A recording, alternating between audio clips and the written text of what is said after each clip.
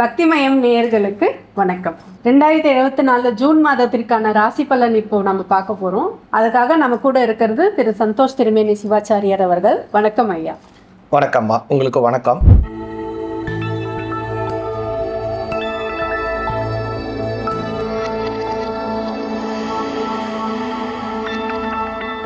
June மாதம் 2024 மேஷ ராசிக்கு ஒரு நல்ல மாதமாக இருக்குது. ஏன் அப்படின்னு பார்த்தோம் அப்படின்னா, மேஷ ராசிக்கு இந்த மாதம் முழுவதுமே தன்னுடைய ராசிநாதனாக இருக்கக்கூடிய செவ்வாய் பகவான் லக்ன பாவத்திலே இருக்கார். அதனால் பல நாட்களாக செய்து முடிக்க முடியவில்லை அப்படிங்கிற ஒரு ஏக்கத்தில் இருக்கக்கூடிய பல விஷயங்கள், இந்த விஷயம் நமக்கு எப்போ முடியும்னு இருக்கக்கூடிய விஷயங்கள் எல்லாமே இந்த ஜூன் மாதம் மேஷராசிக்காரங்களுக்கு முடியக்கூடிய அமைப்புகளை உருவாகுது. அப்புறம் தன்னுடைய ராசியிலிருந்து 2ஆம் பாவத்திலேயே குரு பகவான் 12ஆம் அதிபதி 2ஆம் பாவத்திலே முழுவதுமாக இருக்கார். இல்லை இன்னொரு சிறப்பு என்ன அப்படின்னா, குரு பெயர்ச்சி ஆயிடுச்சு, மே மாதம் 1ஆம் தேதி ஆயிடுச்சு. ஆன 2 நாள்லையுமே அவர் பார்த்தீங்கன்னா அஸ்தமனம் ஆயிட்டார். இந்த ஜூன் மாதம் 2ஆம் தேதி தான் குரு பகவான் உதயமாகிறார். அதனால் தனித்துவமான அவருடைய பலன்களை அவர் சரியாக எந்த ராசிக்கும் தந்திருக்க முடியாது. அதனால் இப்போ குரு உதயமானதுனால 2ஆம் பாவத்திலே அவர் உதயமாகிறதுனால மேஷ ராசிக்கு 12ஆம் அதிபதி 2ல் உதயமாகிறது அப்படிங்கிறது ரொம்ப நல்ல பலனை தரும். முதல் விஷயம் ஏன் அப்படின்னு பார்த்தோம் அப்படின்னா, பழைய விஷயங்கள், அதாவது பழைய முதலீடுகள் 12ஆம் பாவம், முன்னோர்கள் சொத்து 12ஆம் பாவம், அதுலேருந்து ஏதாவது ஒரு ஆதாயம் வராதா அப்படின்னு ஒரு இயக்கத்தில் இருக்கக்கூடியவங்களுக்கெல்லாம் கண்டிப்பான நல்லபடியான நல்ல வளர்ச்சிகள் அமையும்படியான விஷயங்களை உருவாக்கி தருகிறது. அதே மாதிரி எலக்ட்ரிக்கல், எலக்ட்ரானிக்ஸ், இன்ஃபர்மேஷன் டெக்னாலஜிஸ், அதன் மாதிரி கம்ப்யூட்டர் சார்ந்த துறைகள், வீடு கட்டுமானம் சார்ந்த துறைகளில் இருப்பவங்களாக இருந்தாலும் சரி.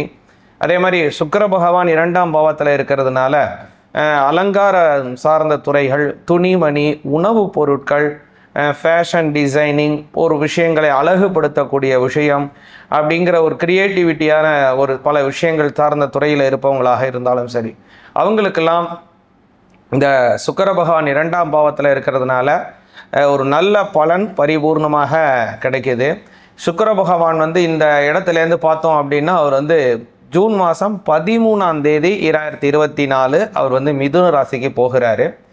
2ஆம் அதிபதி 3ஆம் பாவத்திலே போகிறதுனால பல மாற்றங்களை அவர் உருவாக்கி தருகிறார். அது ஒரு நல்ல பலன். இந்த மாதத்தில் மேஷராசிக்காரங்களுக்கு மேலும் ஒரு சிறப்பு என்ன அப்படின்னு பார்த்தோம் அப்படின்னா, 11ஆம் பாவத்தில் இருக்கக்கூடிய சனி பகவான் அவர் நேர்கதியில் போயிட்டுருக்கிறாரு. இந்த மாதம், அதாவது ஜூன் மாதம் 2024 19ஆம் தேதி அவர் என்ன ஆகிறார் அப்படின்னா வக்ரகதி அடைகிறார். வக்ரகதி அப்படின்னா ரெட்டோகிரேட் மோஷன் அப்படின்னு சொல்லுவாங்க. ஒரு கிரகம் முன்னே போயிட்டு இருக்கிற கிரகம் பின்னோக்கி நகர்வது, அதுக்கு பேர் ரெட்டோகிரேட் அப்படின்னு பேர்.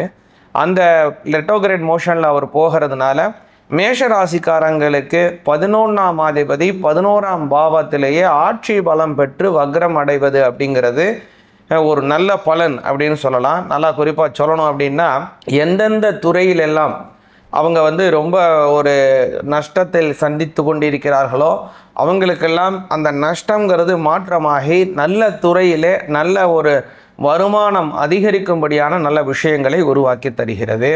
அதே மாதிரி 5ஆம் பாவமாக இருக்கக்கூடிய மேஷராசிக்காரங்களுக்கு சிம்ம ராசி, அந்த சூரிய பகவான் 5க்கு உடையவர். அவர் 2ஆம் பாவத்திலிருந்து 3ஆம் பாவத்திற்கு பயிற்சி அடைகிறார். இந்த மாதத்தில் 15ஆம் தேதி அவர் பயிற்சி ஆகிறார். அதனால் 5ஆம் அதிபதி 2லையும் அதுலேருந்து 3ஆம் பாவத்தையும் பயிற்சி அடையக்கூடிய அந்த காலம் அப்படிங்கிறது குழந்தை இல்லாதவர்களுக்கு குழந்தை பாக்கியம் கிடைக்கக்கூடிய அமைப்பையும் உருவாக்குகின்றது. அதே மாதிரி 7ஆம் அதிபதி 2ஆம் பாவத்தில் ஆட்சி பலம் பெறுகிறார் சுக்கிர பகவான். அதனால் திருமணம் ஆக வேண்டியவர்களுக்கு திருமண பாக்கியத்தையும் இந்த மாதம் கைகூடக்கூடிய நல்ல பாக்கியங்கள் உருவாகுகிறது. இப்போ மேஷராசியில் இருக்கிறவங்க கடன் பிரச்சனை இந்த மாதிரி கஷ்டப்படுறவங்களுக்கு என்ன மாதிரி தீர்வு, என்ன பரிகாரம் பண்ணலாம்? பொதுவாகவே மேஷராசிக்காரங்களுக்கு 6ஆம் அதிபதியாக இருப்பவர் புத பகவான். அவர் இந்த மாதம் முழுவதுலேருந்து 2ஆம் பாவத்தில் போகிறாரு. அப்புறம் ஜூன் மாதம் 10ஆம் தேதி அவரும் வந்து 3ஆம் பாவத்துக்கு போகின்றார். அதே மாதிரி இந்த மாதம் ஜூன் மாதம் 26ஆம் தேதி மிதுன ராசியிலிருந்து கடக ராசிக்கு மாறுகிறார். அதாவது கடன் நிவர்த்தியை தரக்கூடியவர் புத பகவான். அவர் வந்து இந்த வருடத்தில் 2, 3, 4 அப்படின்னு 3 விதமான ராசி கட்டங்களை அவர் மாறுகின்றார். அதனால் இந்த மாதத்தில் நல்ல கடன் நிவர்த்தி ஆகணும், ஒரு சில பேர் வீடு வாங்குறதுக்கு கடன் கிடைக்கணும் அப்படின்னாலும் சரி தான், கடன் இப்போ நிறைய இருக்குது அதெல்லாம் நிவர்த்தி செய்யணும் அப்படின்னு ஆசைப்பட்டாலும் சரி தான், அதற்கு ஒரு முக்கியமாக மேசராசிக்காரங்க இந்த மாதத்தில் பெருமாள் வழிபாடு செய்வது மிக மிக அவசியமாக உள்ளது. புதன்கிழமையிலே பெருமாளுக்கு துளசி இலையினாலே அர்ச்சனை செய்து வந்தாங்க அப்படின்னா கடன் பரிபூர்ணமாக நிவர்த்தியாகும். அதே மாதிரி இந்த மாதத்தில் ஜூன் மாதம் 21ஆம் தேதி 2024 பௌர்ணமி வருகிறது. அந்த பருவம் அப்படிங்கிறது சிறப்பானது, பெருமாளுக்கு ரொம்ப ரொம்ப உகந்தமானது. அன்றைய தினம் பெருமாளுக்கு இனிப்பு நிவேத்தியம் செய்து துளசி இலையினால் அவரை அர்ச்சனை செய்து வந்தாங்க அப்படின்னா கடன் பரிபூர்ணமாக நிவர்த்தி ஆகும். மேஷராசியில் இருக்கிற தம்பதிகள் வந்து அவங்களோட கணவன் மனைவி ஒற்றுமை, அவங்களோட குடும்ப வாழ்க்கை எப்படி இருக்கும் அப்படின்னு சொல்லுங்க. ஜூன் மாதம் 2024 மேஷராசியில் பிறந்தவங்களுக்கு அவங்களுடைய வாழ்க்கை துணைவர் சார்ந்த ஒரு உறவு முறைகள் இந்த மாதம் பார்த்தீங்க அப்படின்னா நல்ல அமைப்பில் இருக்குன்னு சொல்லலாம்.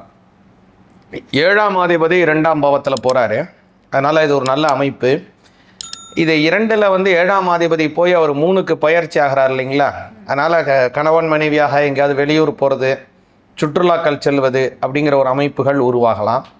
அதே மாதிரி 2ஆம் அதிபதி 2லே ஒரு ஆட்சி பலம் பெறுறதுனால குடும்பத்தில் கொஞ்சம் நிறைய நேரம் இவங்க வந்து அதிக நேரம் ரொம்ப நேரம் வந்து இவங்களால் குடும்பத்தில் என்னால் நேரம் செலவழிக்க முடியல அப்படிங்கிற சூழ்நிலை இருந்ததுன்னா அவைகளும் மாற்றமாகி குடும்பத்துடன் இவர்கள் ஒன்றி இருப்பதற்கு இந்த ஜூன் மாதம் 2024 அதிக வாய்ப்புகளை உருவாக்கி தருது. மேஷராசிக்காரங்க எந்தெந்த விஷயத்துல எல்லாம் எச்சரிக்கையா இருக்கணும், கவனமா இருக்கணும்? மேஷராசிக்காரங்க கவனமாக இருக்கணும் அப்படின்னு பார்த்தீங்க அப்படின்னா 12ஆம் பாவத்தில் ராகு இருக்கிறதுனால அவங்க வந்து வெளிநாடு போகக்கூடிய சமயத்தில் கொஞ்சம் கவனமாக இருக்கணும். இந்த மாதத்தில் ஏதாவது வெளிநாடு போக வேண்டிய சூழ்நிலை இருக்குது அப்படின்னா கொஞ்சம் கவனமாக இருக்கணும். அல்லது வெளிநாட்டிலேயே வாழ்ந்துக்கிட்டு இருக்காங்க அப்படின்னா அவங்களும் புதிய விஷயங்கள், அதாவது வேற்று மொழிக்காரங்களால சில உபாதைகள் வருவதற்கு வாய்ப்பு இருக்குது. இந்த விஷயத்தை தான் அவங்க கவனமாக இருக்கணும். மேஷராசியில் இருக்கிற மாணவர்கள் வந்து இப்போ பள்ளிக்கூடம் திறக்குது, அவங்க வந்து என்ன மாதிரி இருக்கணும், அவங்களுக்கு பலன் சொல்லுங்க. மேஷராசியில் உள்ளவங்க பெரும்பாலும் வந்து எலக்ட்ரானிக்ஸ் சார்ந்த துறை தான் அவங்களுக்கு அதிகமான ஈர்ப்பாக இருக்கும்.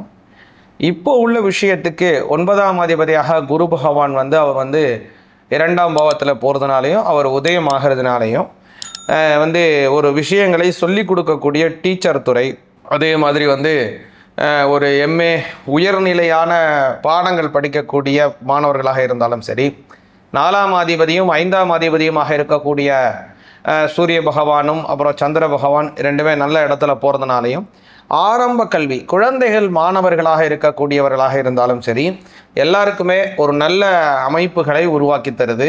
புத பகவான் வித்யாகாரகன், அவங்களும் வந்து இந்த மாதத்தில் முக்கியமாக 3 விதமான பயிற்சியை அவர் இருக்கிறார். முதல்ல ரிஷபத்தில் இருக்கார், அப்புறம் மிதுனத்தில் இருக்கார், கடகத்துலையும் இருக்கார். இந்த 3மே நல்ல இடம் மேஷராசிக்காரங்களுக்கு. அதனால் படிக்கக்கூடிய மாணவர்களுக்கு படிப்பிலே நல்ல நாட்டம், நல்ல ஆர்வத்துடன் அவர்கள் செயல்படுவார்கள். இப்படியாக இந்த ஜூன் மாதம் தங்களுக்கு தங்கள் குடும்பத்தாருக்கும் நல்ல பலன்களை பெற்றுத்தரணும் அப்படின்னு பிரார்த்தனை பண்ணிக்கிறேன். நவகிரகங்களினுடைய ஆசீர்வாதமும் தங்களுடைய இஷ்ட தெய்வம், குலதெய்வம், பெரியோர்கள், முன்னோர்கள், மகான்கள், ஞானிகள், குருமார்கள், சித்த புருஷர்களினுடைய அனுகிரகம், ஆசீர்வாதம் பரிபூர்ணமாக உங்களுக்கும் உங்கள் குடும்பத்தாருக்கும் பரிபூர்ணமாக கிடைக்கணும் பிரார்த்தனை செய்து கொள்கிறேன். ஓம் ஆதித்யாய ச சோமாய மங்களாய புதாய ச குரு சுக்கிர சனிभ्यश्च ராகவே கேதவே நமஹ. ஓம் நவோ நவோ பவதி ஜாயமானோன்னாஹம் கேது ருஷடா மேத்யக்ரேஹ பாகம் தேவேभ्यो விததாத்யாயன்ற சந்திரமாஹ ஸ்திரதி தீர்க்கமாயுः சர்வே ஜனா சுகினோ பவந்து. ஜூன் மாதம் திருமண நாள் மற்றும் பிறந்த நாள் கொண்டாடும் அனைத்து பக்திமயம் நேயர்களுக்கு எங்கள் பக்திமயம் யூடியூப் சேனல் சார்பாக எங்கள் வாழ்த்துக்களை தெரிவித்துக் கொள்கிறோம்.